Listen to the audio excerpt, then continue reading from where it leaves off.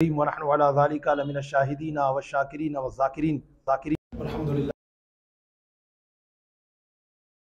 محبت میں ڈوب کر شہنشاہ مدینہ صلی اللہ علیہ وسلم کی مقدس بارگاہ میں انہیں کی بارگاہ کا تصور کر کے پڑھیں الصلاۃ والسلام علیک یا رسول اللہ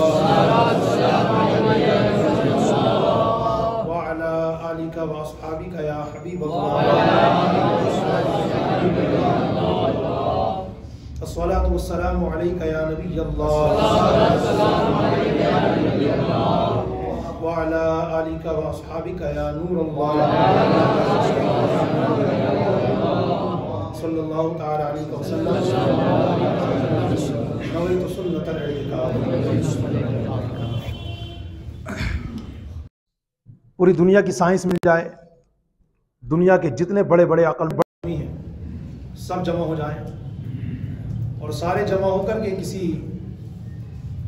فیوچر پلاننگ میں اپنا دماغ لگائیں اور پھر وہ کام کرنے جائیں. کام ہو بھی سکتا ہے اور اتنے بڑے بڑے سائنسدانوں کے دماغ یوز ہونے کے باوجود وہ کام فیل بھی ہو سکتا ہے، کیونکہ حقیقت یہ ہے وہی ہوتا ہے جو منظور خدا ہوتا ہے. یہی آج کا میرا ٹاپک ہے، وہی ہوتا ہے جو منظور خدا ہوتا ہے. اس کے آدھار پر انشاءاللہ آیات قرآنیہ، احادیث طیبہ، بزرگان دین کے اقوال اور کئی ایک واقعات آج کے بیان میں انشاءاللہ وضاحت ملیں گے. شروع سے لے کر آخر تک مکمل بیان کو توجہ کے ساتھ سماعت فرمائے. اللہ رب العزت کی بارگاہ میں سب سے پہلے یہ دعا کرتا ہوں کہ قرآن مقدس کے 24ویں پارے کی 44 نمبر کی آیت جو ابھی میں نے خطبے کے بعد پڑھی، اللہ عز و جل اس کے حوالے سے مجھے حق کہنے کی، آپ سب کو حق سننے کی، اور اللہ ہم سب کو کہنے سننے سے زیادہ حق پر عمل کرنے کی توفیق عطا فرمائے. بصیر بالعباد. اللہ تبارک و تعالیٰ کے کلام مجید میں 24ویں پارے کے اندر سورہ مومن ہے، اس کی آیت نمبر 44 ہے، 44 وہی میں نے آپ کو سنائی ہے. کلام پاک ہمیں یہ تعلیم دے رہا ہے وَأُفَوِّضُ، اور میں سونپتا ہوں، سپرد کرتا ہوں، حوالے کرتا ہوں، امری اپنے کاموں کو اللہ اللہ کے، ان اللہ بے شک اللہ بصیر دیکھتا ہے بالعباد بندوں کو. تو اب پوری آیت کا ترجمہ یہ ہوا میں اپنے کام اللہ کو سونپتا ہوں، بے شک اللہ بندوں کو دیکھتا ہے. پیارے اسلامی بھائیوں، یہ آیت مبارکہ جو قرآن کریم میں موجود ہے یہ صرف اللہ کا فرمان نہیں ہے. اللہ کا فرمان ہونے کے ساتھ ساتھ یہ اصل میں حضرت موسیٰ علیہ السلام کے ایک امتی کا قول ہے جس نے فرعون کے سامنے بات کہی تھی، تو اللہ تبارک و تعالیٰ نے اسی کی بات کو قرآن پاک میں بیان فرمایا. کیا کہا تھا اس بندے نے؟ جناب موسیٰ علیہ السلام کی امتی نے فرعون کے سامنے کہا تھا وَأُفَوِّضُ أَمْرِي إِلَى اللَّهِ، میں اپنے کام اللہ کو سونپتا ہوں، ان اللہ بصیر بالعباد، بے شک اللہ بندوں کو دیکھتا ہے. کب کہی تھی، کیسے کہی تھی، پھر رزلٹ کیا نکلا، آئیے میں آپ کو سناتا ہوں. واقعہ کچھ یوں ہے. فرعون جو کہ ظالم بادشاہ تھا، انتہائی سفاک بے رحم آدمی تھا، اپنے آپ کو سجدہ کرواتا تھا، جو اسے خدا نہ مانتا اسے قتل کروا دیتا. یہی وجہ تھی کہ جب اس نے جناب حضرت سیدنا موسیٰ کلیم اللہ علی نبینا وعلیہ السلام کی پیدائش سے پہلے خواب دیکھا تھا کہ ایک تارہ طلوع ہوا جس تارے نے اس کی سلطنت اور بادشاہت میں انتشار پیدا کر دیا. تو بڑا گھبرایا، صبح اٹھنے کے بعد نجومیوں کاہنوں کو بلایا، اپنے خواب کی تعبیر معلوم کی. تو علم تعبیر بتانے والوں نے اس کو یہ بتایا کہ تمہارے خواب کی تعبیر یہ ہے، فرعون بادشاہ تمہارے سلطنت میں بادشاہت میں ایک ایسا بچہ پیدا ہوگا جو تمہاری سلطنت کو تتر بتر کر دے گا، تمہاری بادشاہت کو ختم کر دے گا، تمہارے تخت و تاراج کو برباد اور تباہ کر دے گا. اتنا سننے کے بعد فرعون نے اپنی سلطنت میں اعلان کروا دیا جتنی عورتیں پریگننٹ ہیں، جتنی عورتیں حاملہ ہیں، جتنی عورتیں امید سے ہیں، اگر ان کے یہاں لڑکی پیدا ہو چھوڑ دی جائے، لیکن لڑکا پیدا ہو اسے ذبح کر دیا جائے. اس آدیش کو سننے کے بعد اس کے سپاہی کام پر لگ گئے اور ہزاروں کی تعداد میں چھوٹے چھوٹے بچوں کو اس کے حکم سے ذبح کر دیا گیا. مگر وہ کہتے نا یہ آج میرا موضوع بھی ہے، وہی ہوتا ہے جو منظور خدا ہوتا ہے۔ جناب موسیٰ علیہ السلام کی ولادت بھی ہو گئی، اللہ تبارک و تعالیٰ نے اسی فرعون کے گھر میں، اسی کے سامنے حضرت موسیٰ علیہ السلام کو پروان بھی چڑھایا، اگر کہ بال بیگا کر پایا؟ ہرگز نہیں۔ کیوں؟ وہی ہوتا ہے جو منظور خدا ہوتا ہے۔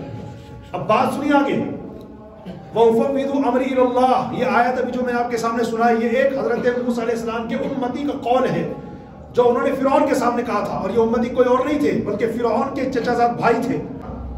فرعون چونکہ حضرت موسیٰ علیہ السلام کے در پہ تھا، اس نے ایک بار میٹنگ بلائی، اور میٹنگ بلانے کے بعد جس میں اس کے سلطنت کے بڑے بڑے عقلمند لوگوں کو جمع کیا گیا تھا، ان کے سامنے اس نے ایجنڈا رکھا۔ ایجنڈا یہ تھا کہ جناب موسیٰ علیہ السلام جس دین کی تبلیغ کر رہے ہیں وہ دین دن بدن ترقی کرتا جا رہا ہے، کہیں ایسا نہ ہو کہ لوگ مجھے معبود ماننا چھوڑ دیں، اور جس خدا کی دعوت حضرت موسیٰ علیہ السلام دے رہے ہیں لوگ اس خدا کو ماننے والے بن جائیں۔ کیا کرنا چاہیے؟ لوگوں نے اپنی اپنی رائے بعد میں دی، فرعون نے سب سے پہلے اپنی رائے پیش کری، اور اس ایجنڈے کے تحت فرعون نے کہا، جو قرآن پاک میں نقل کیا گیا، اس نے کہا تھا ذرونی اقتل موسیٰ، مجھے چھوڑو، موسیٰ علیہ السلام کا بھی کام ہی تمام کر دیتا ہوں۔ معاذ اللہ، اس بدبخت کی بدبختی آپ دیکھیے، اس سرکشی دیکھیے کہ اللہ کے برگزیدہ پیغمبر کو معاذ اللہ شہید کرنے کی اس نے پلاننگ کی۔ یہ حضرت موسیٰ علیہ السلام کا مقابلہ تو کر نہیں پاتا تھا، دلائل کے ذریعے سے حضرت موسیٰ علیہ السلام کا اس نے مقابلہ کرنا بھی چاہا تو فیل ہو گیا، کیونکہ دلائل کے ذریعے موسیٰ علیہ السلام کا مقابلہ کون کر سکتا تھا؟ وہ اللہ کے نبی، اور کسی نبی کا مقابلہ کوئی کر نہیں سکتا۔ تو اس نے کیا کیا؟ حضرت موسیٰ علیہ السلام پہ الزام لگانا شروع کیا، یہ جادوگر ہے، یہ جادوگر ہے معاذ اللہ، اور اپنے جادوگروں کو اس نے ایک میدان میں جمع کیا، جناب موسیٰ علیہ السلام کو بلا لیا، موسیٰ علیہ السلام بھی تشریف لے آئے، اور فرعون کے دربار کے جو بڑے بڑے جادوگر تھے وہ بھی آ گئے، اور سب نے اپنے جادو کے کرتب دکھانے کے لیے اپنے ہاتھوں میں جو رسیاں تھیں وہ رسیاں میدان میں ڈالی۔ جادوگروں کا رسیاں میدان میں ڈالنا تھا، وہ ساری رسیاں، ان ساری رسیوں نے سانپوں کا روپ دھار لیا، پورا میدان سانپوں سے بھر گیا۔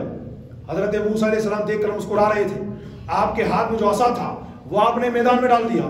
جیسے ہی جناب موسیٰ علیہ السلام نے اپنے ہاتھ میں موجود عصا مبارک کو جیسے ہی میدان میں ڈالا، وہ ساری رسیاں تو سانپ بنی ہوئی تھی، حضرت موسیٰ علیہ السلام کا جیسے عصا میدان میں گیا وہ اژدہا بن گیا، اژدہا بن کر کے اس نے سارے کے سارے سانپوں کو نگل لیا، اور جناب موسیٰ علیہ السلام نے اس کو اٹھایا اللہ کے حکم سے، تو پھر وہ عصا بن گیا۔ یہ معجزہ دیکھ کر کے جتنے جادوگر فرعون نے بلائے تھے، قرآن پاک کہتا ہے سب کے سب سجدے میں گر گئے، حضرت موسیٰ علیہ السلام ایمان لے کر گیا، مقابلہ نہ کر پایا۔ اب کیا ہوا؟ حضرت موسیٰ علیہ السلام کی دشمنی کا بیس کیا تھا؟ بیس یہ تھا، حضرت موسیٰ علیہ السلام ایک خدا کی عبادت کی طرف بلا رہے تھے، حضرت موسیٰ علیہ السلام صراط مستقیم کو مسافر بنانا چاہ رہے تھے، حضرت موسیٰ علیہ السلام پرہیزگاری کی طرف بلانا چاہ رہے تھے، حضرت موسیٰ علیہ السلام ایک اللہ کی عبادت کے حوالے سے دعوت دے رہے تھے، حضرت موسیٰ علیہ السلام ایک خدا کی وحدانیت کا اقرار کرنے کے حوالے سے دعوت دے رہے تھے۔ یہ باتیں پسند نہیں تھی اسے، سمجھا رہے تھے موسیٰ علیہ السلام، راہ حق دکھا رہے تھے موسیٰ علیہ السلام، مگر فرعون جو کہ سرکش اور ظالم ہونے کے ساتھ ساتھ ظلم و تکبر میں، غرور و گھمنڈ کے اندر بڑا ترقی کیا ہوا تھا، وہ سوچتا تھا صحیح اگر دنیا میں کوئی ہے تو میں ہوں، باقی سب میرے علاوہ غلط ہے۔ اسی آدھار پر اس نے حضرت موسیٰ علیہ السلام کو شہید کرنے کے حوالے سے منصوبہ بندی کی۔ فرعون کے چچا زاد بھائی تھے، یہ ایمان لا چکے تھے، حضرت موسیٰ علیہ السلام بھی ایمان لا چکے تھے، مگر اب تک انہوں نے اپنا ایمان اوپن نہیں کیا تھا، کہیں ایسا نہ ہو کہ فرعون اپنے اس چچا زاد بھائی کو بھی مار ڈالے، اپنا ایمان چھپائے ہوئے تھے۔ لیکن جب بات حضرت موسیٰ علیہ السلام کی جان پر بڑھائی تو اب انہوں نے حکمت کو پیچھے رکھا اور سینہ سپر ہو کر فرعون کے دربار میں ببانگ دوہل بآواز بلند کہا، اے فرعون، موسیٰ علیہ السلام کوئی غلط بات نہیں بتا رہے، وہ حق کی بات بتا رہے ہیں جس میں میری بھی نجات ہے، اگر تم بات مان لو تمہاری بھی نجات ہے، اور اے فرعون کان کھول کر سن لے، اگر تو نے جناب موسیٰ علیہ السلام کی بات نہیں مانی نا تو تیرے درباریوں کا، تیری قوم کا وہی حشر ہوگا جو ہود علیہ السلام کی قوم کا ہوا، جو صالح علیہ السلام کی قوم کا ہوا، جو شعیب علیہ السلام کی قوم کا ہوا، جو نوح علیہ السلام کی قوم کا ہوا۔ ایک ہی راستہ ہے، موسیٰ علیہ السلام جس رب کی طرف بلا رہے ہیں پلٹ آؤ اس رب کی طرف جس نے تم کو مجھ کو پوری کائنات کو پیدا فرمایا۔ پھر انہوں نے کہا اچھا، ہمارا بھائی ہو کر، ہمارا چچا زاد بھائی ہو کر ہمیں موسیٰ کے پیچھے چلنے کی دعوت دے رہا ہے، اور مجھے آج پتا چلا کہ تو نے بھی ہمارا دین چھوڑ دیا اور مجھے خدا ماننا بند کر دیا, ایک اللہ کی عبادت کر رہا ہے, تجھے بہت سزا دیں گے. رحمت اللہ تعالیٰ نے فرمایا وَأُفَوِّضُ أَمْرِي إِلَى اللَّهِ إِنَّ اللَّهَ بَصِيرٌ بِالْعِبَادِ. فرمایا میں اپنے کام اللہ کو سونپتا ہوں, بے شک اللہ بندوں کو دیکھتا ہے. اتنا کہنے کے بعد آپ دربار سے نکل گئے, دربار سے نکلے, دور چلے گئے, پہاڑ پہ پہنچ گئے اور پہاڑ پہ جا کر آپ نے اللہ کی عبادت شروع کر دی. ادھر فرعون نے اپنے درباریوں کو دوڑایا, دیکھو بچ کے نہ جانے پائے, جاؤ جاؤ ہماری بات منواؤ, یا تو وہ حضرت موسیٰ علیہ السلام پر جو ایمان لایا ہے اس ایمان کو کٹ کرے, اسے ختم کرے اور ہمیں خدا مانے, تب تو وہ ہمارے سلطنت میں رہ سکتا ہے, ورنہ ہم اسے بھی وہی سزا دیں گے جو ہمیں خدا نہ ماننے والوں کو سزا دیتے ہیں. سپاہی دوڑے, پہاڑ پہ پہنچے تو دیکھا آپ رحمت اللہ تعالیٰ بات میں مصروف ہے کہ ایمان لانے والے جن کا قول اللہ تبارک و تعالیٰ نے قرآن پاک کے 24ویں پارے کی سورہ مومن کی 44ویں آیت بیان فرمایا ہے, یہ کوئی اور نہیں تھے, فرعون کے چچا زاد بھائی تھے. فرعون چاہتا تھا لوگ مجھے پوجیں, میری عبادت کریں, مگر انہی کے چچا زاد بھائی کے دل میں اللہ تبارک و تعالیٰ نے ایمان کا نور روشن فرمایا. وہ جناب موسیٰ علیہ السلام کا کلمہ پڑھ کے ایمان والے بن گئے. اب یہ سارے لوگ جب درباری حضرت کو گرفتار کرنے کے لیے اور پکڑنے کے لیے پہنچے پہاڑ پر تو دیکھا عبادت میں مصروف ہے, اور یہ دیکھ کر مزید دنگ رہ گئے کہ آپ تو عبادت کر رہے ہیں اور چاروں طرف جنگلی جانور جیسے شیر, چیتا وغیرہ چاروں طرف گھوم گھوم کر آپ کی حفاظت میں لگے ہوئے. اتنا منظر دیکھنے کے بعد درباری پلٹ کے آ گئے اور اللہ تبارک و تعالیٰ نے کچھ دنوں کے بعد پھر فرعون کو غرق کر دیا. جناب وَأُفَوِّضُ أَمْرِي إِلَى اللَّهِ إِنَّ اللَّهَ بَصِيرٌ بِالْعِبَادِ. بیان آگے بڑھانے سے پہلے تمام اسلامی بھائیوں کو میں یہ وظیفہ بتانا چاہوں گا کہ اس آیت مبارکہ کو اپنی روٹین میں شامل کر لیں. آپ ہو سکے تو ہر نماز کے بعد, ورنہ 24 گھنٹے میں کم سے کم 3 مرتبہ تو آپ اس آیت کو پڑھیں. یہ آیت آپ کا دل بڑا کرے گی.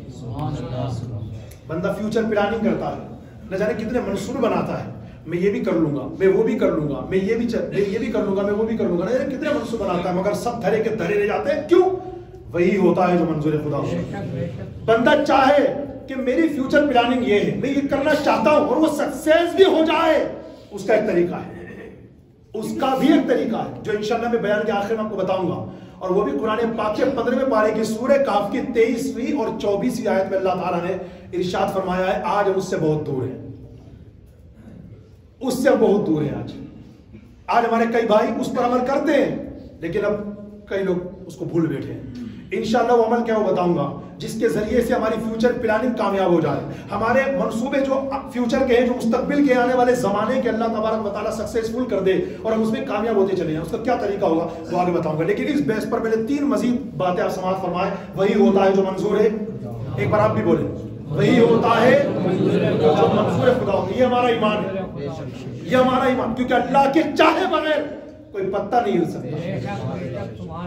یہ ہمارا عقیدہ. وہی ہوتا ہے جو منظور خدا ہوتا ہے. بندے کو چاہیے بھیا دل بڑا رکھ, دل بڑا رکھ, کیونکہ اللہ جو کرتا ہے بہتر کرتا ہے.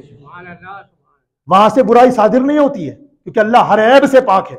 اور اگر کسی نے یہ سوچ لیا کہ اللہ سے برائی صادر ہو سکتی ہے معاذ اللہ, جیسے کئی گستاخوں نے اپنی کتابوں میں لکھا کہ اللہ جھوٹ بول سکتا ہے, استغفر اللہ, جبکہ اللہ تعالیٰ ہر عیب سے پاک ہے اور جھوٹ بھی ایک عیب ہے. اللہ جھوٹ سے بھی پاک ہے, وہ جھوٹ بول ہی نہیں سکتا, ہر عیب سے پاک. مولا بتانا ہی چاہتا ہوں, اللہ تبارک و تعالیٰ ہر عیب سے پاک ہے. اب جناب 3 باتیں آپ سماعت فرمائیں اس بیس پر. وہی ہوتا ہے جو منظور خدا ہوتا ہے. تو ہمارا عقیدہ کیا ہے؟ اللہ جو کرتا ہے بہتر کرتا ہے, اللہ جو کرتا ہے بہتر کرتا ہے. اور ایک بات ان 3 باتوں کے شروع کرنے سے پہلے بتا دو, شاید آپ زندگی بھر اس کو یاد کر سکے تو کر لیں. پوائنٹ کی بات ہے, شاید آپ کا دل بھی خوش ہو جائے گا. پوائنٹ کی بات بتانے جا رہا ہوں. بزرگان دین نے فرمایا, اے بندے, غور سے سننا, اے بندے تو اللہ سے کچھ مانگے اور اللہ تجھے وہی چیز دے دے تو اللہ کا شکر ادا کر. اور اللہ سے تو کچھ مانگے, جو تو مانگ رہا تھا اللہ وہ نہ دے بلکہ کچھ اور دے دے تو زیادہ شکر ادا کر. پوائنٹ کی بات دیکھیے. فار ایگزامپل, ایک بندہ دعا کر رہا تھا یا اللہ مجھے بیٹا عطا کر, اولاد ہو گئی گھر میں, مگر دعا تو بیٹے کی کر رہا تھا, پیدائش بیٹی کی ہوئی. تو فرماتے اے بندے اگر تو اللہ سے بیٹا مانگ رہا تھا, اللہ اگر بیٹا عطا کر دے تو شکر ادا کر. اور تو بیٹا مانگ رہا تھا, بیٹا نہیں ملا, بیٹی پیدا ہوئی, تو اللہ کا زیادہ شکر ادا کر. اس لیے کہ میرے بندے, تو جو مانگ رہا تھا اگر تجھے وہی اللہ نے دے دیا تو شکر اس بات پر ادا کر کہ اللہ نے تیری بات رکھ لی, تیری بات رکھ لی, تو شکر ادا کر. اور تو مانگ رہا تھا بیٹا, ہو گئی بیٹی, تو زیادہ شکر ادا کر, اس لیے کہ اب اس میں تیری مرضی کا خلل نہیں ہے, مولا کی مرضی کا خلل ہے. اب اس میں مولا کی مرضی ہے. اور ہمیشہ یاد رکھنا, بندے کی مرضی میں بگاڑ ہو سکتا ہے, مولا کی مرضی میں بگاڑ نہیں ہو سکتا. اس لیے کہ اللہ جو کرتا بہتر کرتا ہے. اب آگے ملاحظہ فرما, وہ 3 باتیں جو میں اس بیس میں بتا رہا تھا وہی ہوتا ہے جو منظور خدا ہوتا ہے. پہلی بات, حضرت عبداللہ بن عباس رضی اللہ تعالیٰ عنہما ایک مرتبہ اپنی کلاس میں, درسگاہ میں دین سکھا رہے تھے. لوگ آپ کی درسگاہ میں بیٹھ کر کے دین حاصل کر رہے تھے. دوران تدریس یعنی سکھانے کے دوران حضرت عبداللہ بن عباس رضی اللہ تعالیٰ عنہما نے فرمایا, حضرت سلیمان علیہ السلام کا ایک ہدہد تھا. سنا ہے نام آپ نے, ہدہد پرندہ. حضرت سلیمان علیہ السلام کا ایک پرندہ تھا, اس کا نام ہدہد, اور ہدہد پرندہ آج بھی موجود ہے. تو فرمایا حضرت سلیمان علیہ السلام کا ایک پرندہ ہدہد تھا, اس کے اندر یہ کوالٹی موجود تھی کہ وہ میں کئی 100 گز فٹ نیچے بہتے ہوئے پانی کو دیکھ لیتا تھا, اور پانی کی گہرائی کتنی ہے وہ اندازہ لگا لیتا تھا. جب حضرت عبداللہ بن عباس رضی اللہ تعالیٰ عنہما نے یہ فرمایا نا حضرت سلیمان علیہ السلام کے ہدہد کے بارے میں, تو ایک شخص کھڑے ہو گئے کلاس میں. حضرت ایک بات پوچھنا چاہتا ہوں, فرمائیے. حضرت یہ کیسے ہو سکتا ہے, ہمارے بچے زمین پہ جال بچھاتے ہیں, اس پر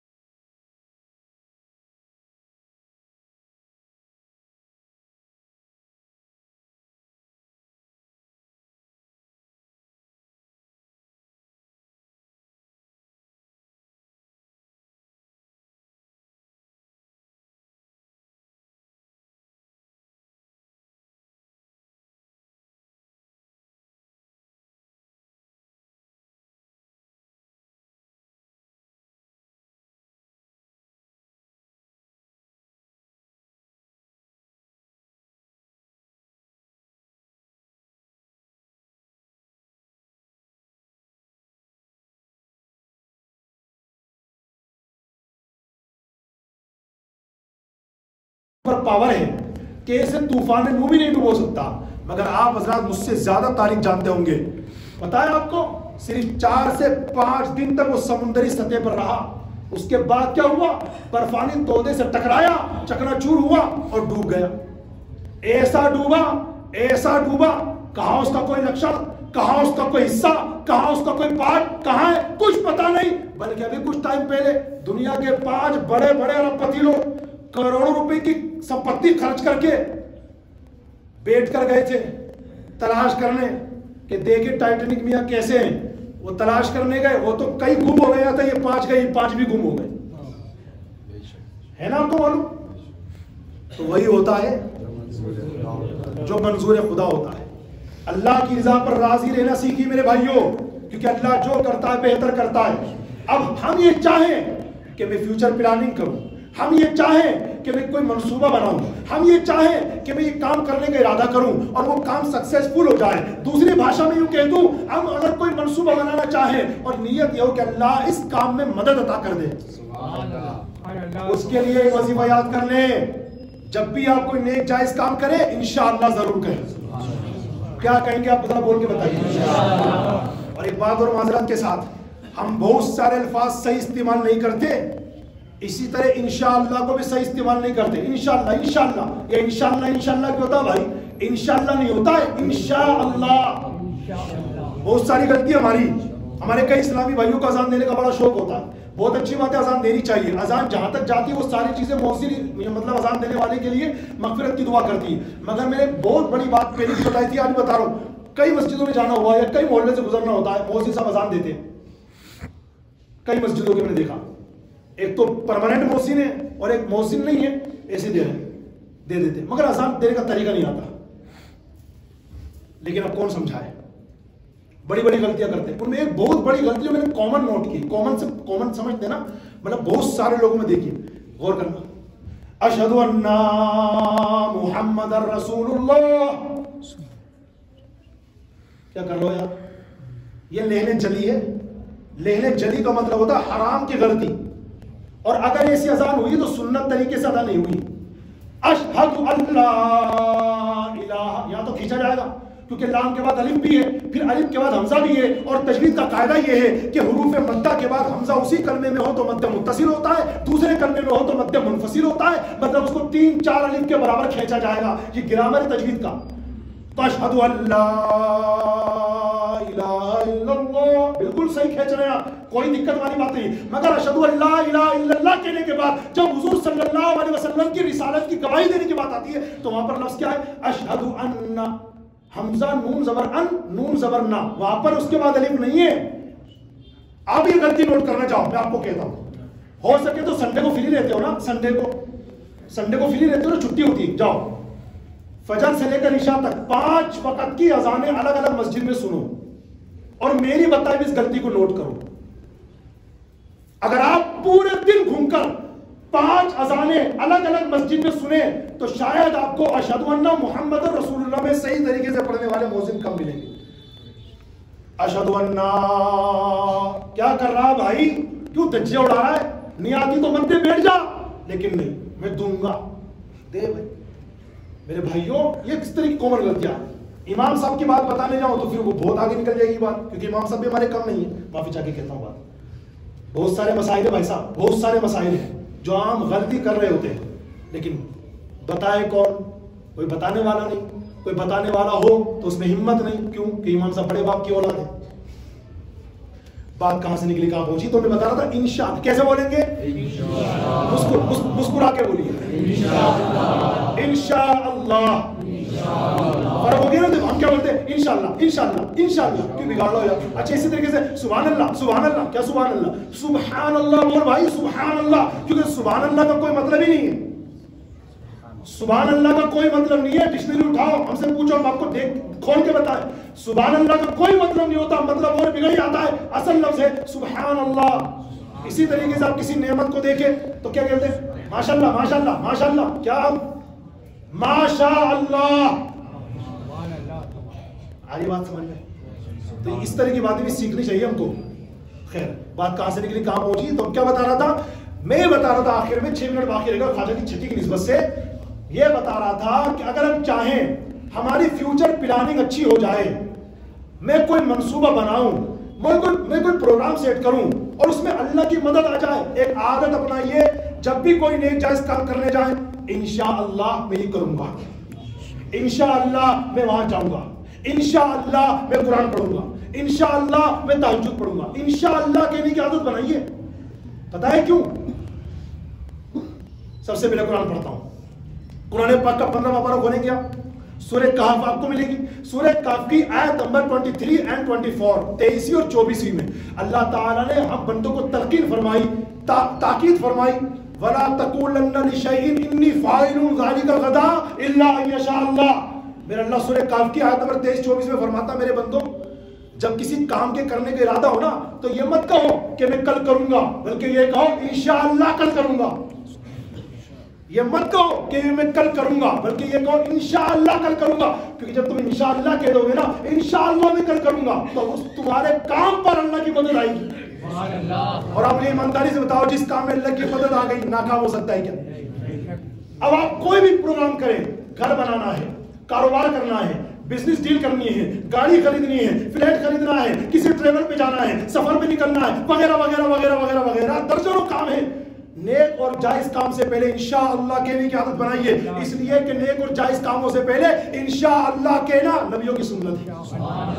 آپ قرآن پڑھیں گے نا تو قرآن پاک کے 12ویں پارے کی سورہ ہود کی آیت نمبر 33 کے اندر حضرت نوح علیہ السلام کے انشاءاللہ کہنے کا ذکر موجود ہے. قرآن پاک کے 13ویں پارے کی سورہ یوسف کی آیت نمبر 99 میں حضرت یعقوب علیہ السلام کے انشاءاللہ کہنے کا ذکر موجود ہے. قرآن پاک کے 15ویں پارے کی سورہ کہف کی آیت نمبر 69 کے اندر حضرت موسیٰ علیہ السلام کے انشاءاللہ کہنے کا ذکر موجود ہے. اور اسی طریقے سے قرآن پاک کے 23ویں پارے کی سورہ صافات کی آیت نمبر 102 کے اندر حضرت اسماعیل علیہ السلام کے انشاءاللہ کہنے کا ذکر موجود ہے. اور کیوں نہ ہو انشاءاللہ کہنا سارے نبیوں کا بھی اور ہمارے نبی کا بھی طریقہ ہے. ہمارے کریم آقا صلی اللہ علیہ وسلم جب کسی کام کا ارادہ فرماتے تو میرے آقا اکثر فرماتے انشاءاللہ میں یہ کام کروں گا. ایک حدیث سناؤں آپ کو اسی انشاءاللہ کے بارے میں. میرے آقا نے ایک بار فرمایا میرا وہ امتی جس نے شرک نہ کیا ہو قیامت کے دن انشاءاللہ میری شفاعت اسے پہنچے گی. سنیے حضور فرماتے میرا وہ امتی جس نے شرک نہ کیا ہو انشاءاللہ قیامت کے دن میری شفاعت اسے پہنچے گی.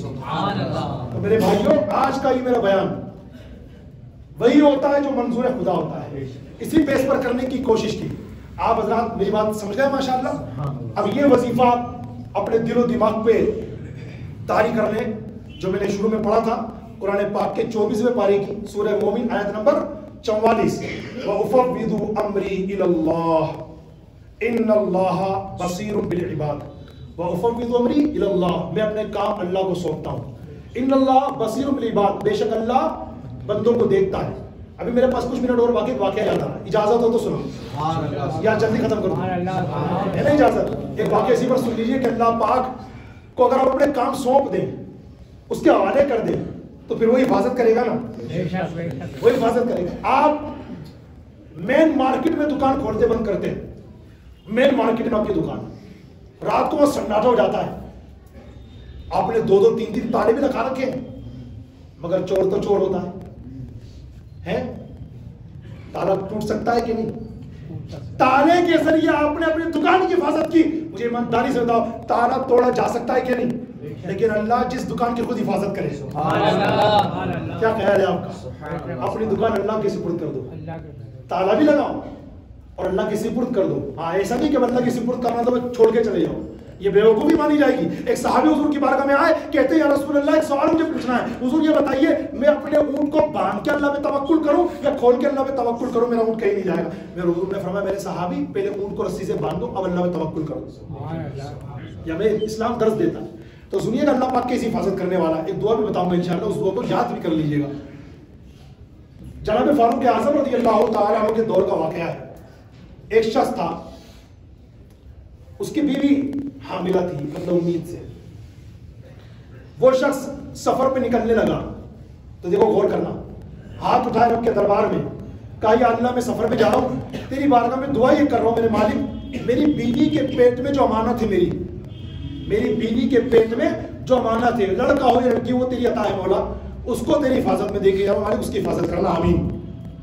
دعا کر لی، نکل گیا، مہینوں تک وہاں رہا، ریٹرن گھر پہ آیا، آنے کے بعد اسے یہ غمناک خبر ملی کہ بیوی کا انتقال ہو گیا۔ بڑا رویا دھویا، آنسو بہایا، چین کسی طرح نہیں آ پا رہا تھا، کسی طرح لوگوں نے سنبھالا کرا، فاتحہ پڑھنے کے لیے بیوی کی قبر پہ گیا، بیٹھا، بہت دیر تک دعا کرتا رہا، روتا رہا، گریہ وزاری کہ میری بیوی مجھے چھوڑ کے چلی گئی۔ اسی رونے کے عالم اسے یاد آیا کہ میں اپنی بیوی کے پیٹ میں امانت جو تھی اللہ کے دربار میں سپرد کر کے گیا تھا، دعا کر کے گیا تھا، اس میری امانت کا کیا ہوا؟ تو لوگوں نے اسے پہلے بتا دیا تھا کہ بچہ پیدا نہیں ہو پایا تھا اور بیوی اسی عالم میں انتقال کر گئی۔ تو دعا جب مانگ رہا تھا یہ قبر پہ بیٹھ کر کے، قبر کے پاس، تو اس نے دیکھا قبر کے بالکل بیچوں بیچ اندر سے نور کی کرن نکل رہی ہے۔ اب اس سے رہا نہیں گیا، اے پرانی قبریں کھودنے والوں، اس کبیرہ گناہ سے توبہ کرو۔ دادا کا انتقال ہوا تھا 10 سال پہلے، 10 سال بعد والد صاحب کا انتقال ہوا، تو وہی دادا کی پرانی قبر کھود کے والد صاحب کو اس نے دفنا دیا۔ یہ حرام کبیرہ گناہ جہنم میں لے جانے والا کام ہے، جے پور میں بہت زیادہ ہو رہا ہے، اللہ کے واسطے اس کو روک دو، ورنہ یہی مرحومین جن کی پرانی قبریں ہم نے کھول کر پر دادا کی قبر میں دادا کو، دادا کی قبر میں والد صاحب کو، والد صاحب کی قبر میں انتقال کر جانے والے بڑے بھائی کو، 5 سال 10 سال کے بعد انتقال کرنے والے بڑے بھائی کو دفنا دیا۔ یہ سارے کے سارے قیامت میں گریبان پکڑیں گے اور آپ کو اللہ کے بارے میں جواب دینا پڑے گا۔ یاد رکھنا، یہ پرانی قبر اس طرح کھود رہی ہے، مرحومین پہ ظلم ہے، اس پر بہت پہلے بیان کر چکا ہوں میں، پھر وقت آئے گا تو سمجھاؤں گا، اب اس ٹائم بہت کم باقی ہے، آگے چلتا ہوں۔ اس بندے نے کیا دیکھا، جب یہ دعا مانگ رہا تھا نا، تو قبر کے سینٹر میں بالکل بیچوں بیچ اندر سے نور کی کرن نکل، اس سے رہا نہ گیا، یہ کیا ہے؟ ہاتھ مارا، مٹی ہٹائی، جیسے پٹی ہٹائی نا، یہ دیکھ کر اس کی آنکھیں پھٹی کی پھٹی رہ گئی کہ قبر میں اس کی بیوی کی لاش تو پڑی ہوئی ہے، لیکن بیوی کی لاش کے پاس ایک چاند سا چہرہ چمکاتا ہوا ننھا سا بچہ کھیل رہا ہے۔ آنکھوں میں آنسو آ گئے، جھک گیا نیچے، اپنے بیٹے کو اٹھانے لگا۔ غیب سے آواز آتی ہے، میرے بندے اپنی دعا پہ غور کر، دعا پہ غور کر، تو نے دعا کیا مانگی تھی؟ تیری دعا یہ تھی، یا اللہ میری بیوی کے پیٹ میں جو امانت ہے اسے تیری حفاظت میں لے کے جا رہا ہوں، تو میرے بندے جو تو نے امانت ہمارے سپرد کی تھی لے، حفاظت سے لے لے۔ اگر تو یہ دعا کرتا، یا اللہ میری بیوی کی اور میری بیوی کے پیٹ میں جو امانت ہے اس کی حفاظت کرنا، تو جس طریقے سے آج تیرا بچہ تجھے ملا ہے، تیری بیوی بھی سلامت ملتی۔ پتا کیا چلا، واللہ خیر الحافظین، اور اللہ سب سے بڑھ کر حفاظت کرنے والا وہی ہوتا ہے جو منظور خدا ہوتا ہے۔ ایک دعا یاد کرنے آپ، بسم اللہ علی دینی، بسم اللہ علی نفسی وولدی واہلی ومالی۔ ہم امیر اہل سنت کے ذریعے اعلیٰ حضرت کے سلسلے میں مرید ہیں، اور اعلیٰ حضرت نے اپنے سلسلے کے جتنے مریدین قیامت تک آنے والے ہیں ان سب کو اجازت دی ہے کہ صبح اور شام 3 مرتبہ یہ دعا پڑھے، جو کوئی مسلمان پڑھے گا اللہ پاک اس کی جان، مال، عزت، آبرو، کاروبار، گھر بار، روزگار کی حفاظت کرے گا۔ اللہ پاک ہم سب کو عمل کی توفیق عطا فرمائے۔